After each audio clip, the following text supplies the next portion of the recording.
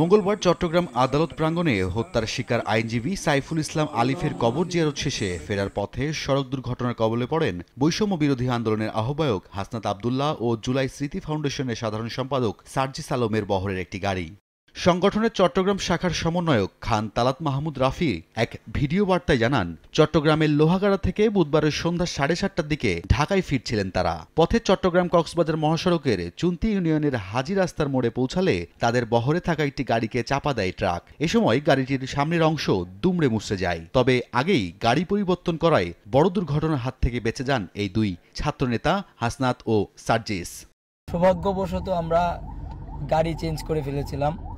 যে হাসনাত ভাই সার্জিস ভাই একটা গাড়িতে ছিল, আমি একটা গাড়িতে ছিলাম এবং আমার বন্ধুরা আমার ভাইয়েরা অন্য আরেকটা গাড়িতে ছিল।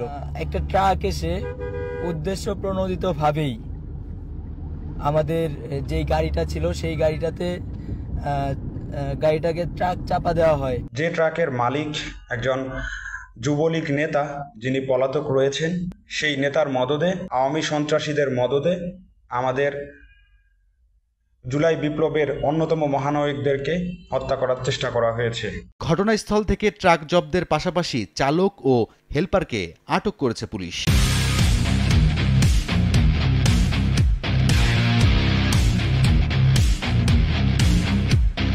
ওরে ভাই রে ভাই, এমনিতে এই দেশের গুজব এবং গুজব মারানিদের যন্ত্রণায় টিকতে পারতেছি না। যে কোনো ঘটনা ঘটলেই সেটার পেছনে 50টা থিওরি 60টা গুজব এরা মাঠে ছেড়ে দেয়। এর মধ্যে এরকম একটা সেন্সিটিভ ঘটনা, এরকম একটা কনফিউজিং ঘোলাটে ঘটনা এবং বিতর্কিত ঘটনা, গুজববাজদের তো ঈদ লেগে গেছে আজকে। তো কী ঘটছে, কেন ঘটলো, রাইট? দেশের এখন যে পরিস্থিতি, নানান রকম ঘটনা প্রতি ঘটনা, বিপ্লব প্রতি বিপ্লব, ঘটনা প্রতি ঘটনা ঘটতেছে। তো এর মধ্যে এটা কি কোনো বিচ্ছিন্ন ঘটনা নাকি এটা কোনো বিশাল একটা ষড়যন্ত্রের অংশ? এগুলোই তো হচ্ছে এখন গুজববাজদের আলোচনার বিষয়বস্তু। এখন দেখেন, গুজব যদি আপনি ছড়াইতে চান তাহলে তো কতভাবেই গুজব ছড়ানো যায়, গুজব ছড়ানোর রাস্তা আছে, রাইট? এরা হইতেছে দুই হতেছে 50 মিলিয়ে ফেলছে অলরেডি। কেন? কারণ যে ট্রাকে দুর্ঘটনা ঘটাইছে বা যে ঘটনা ঘটাইছে সেই ট্রাকের মালিক হতেছে একজন আওয়ামী লীগের লোক।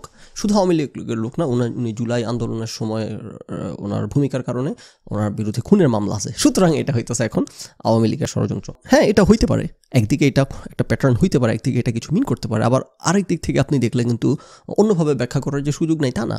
মানে if you think about it, যে যেই লোক এই ঘটনা ঘটাবে এটা তো খুবই কমন সেন্সিক্যাল, যে যা কারো কমন সেন্স বলবে যে এত বড় একটা ঘটনা ঘটলে প্রথম যেই জিনিসটা হবে যে এই গাড়ির মালিক এটা খোঁজ করা হবে, এবং গাড়ির মালিক খোঁজ করলেই প্রথম জিনিস যেটা সামনে আসবে যে সেই লোক আওয়ামী লীগ করে এবং সেই লোকের বিরুদ্ধে খুনের মামলা আছে জুলাই বিপ্লবের সময়। সো কোনো মানুষ, কোনো সুস্থ মাথার লোক ঠান্ডা মাথায় এই কাজ করবে যে আচ্ছা বাংলাদেশে হইতেছে সমগ্র বাংলাদেশ 5 টন এরকম 5 লক্ষ ট্রাক আছে, তার মধ্যে থেকে আমার ট্রাকটাকে ব্যবহার করো, কেন? তাহলে তদন্ত করলে সবার আগে আমি ধরা খেয়ে যাবো।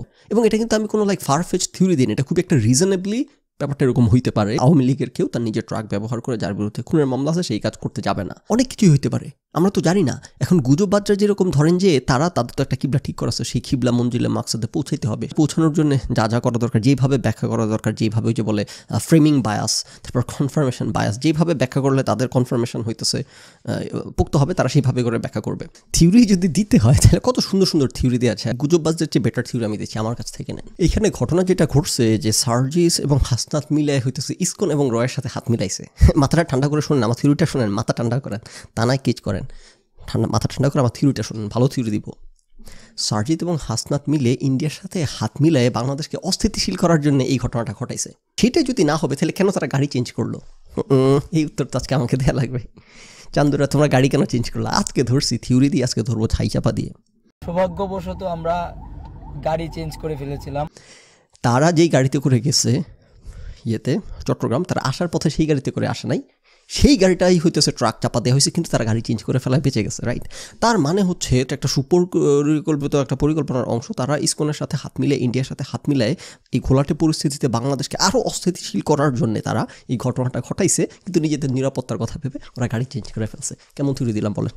থিওরি ভালো হয়েছে কিনা বলে যান, না বলে যাবেন না, কমেন্ট করে। এখন তারা গুজববাদ। আমার আরেকটা থিওরি আছে, লাস্ট থিওরি। হ্যাঁ, এটার পেছনে যে ইসকনের ষড়যন্ত্র আছে, এটার সাথে যে ইসকনের যোগসাজশ আছে, সেটার আমি একটা প্রমাণ আজকে আপনাদেরকে এখানে হাতে নাতে দিব। এমন প্রমাণ দিব, এই প্রমাণ দেওয়ার পর আর কারো পক্ষে এটা অস্বীকার করা সম্ভবই হবে না, একেবারে চাক্ষুষ প্রমাণ হাতে নাতে। তারা ফিরতেছিল কোন জায়গা থেকে? চট্টগ্রাম থেকে। Chattogram rhymes with what? Chattogram rhymes with ISKCON. Chattogram ISKCON, ISKCON Chittagong.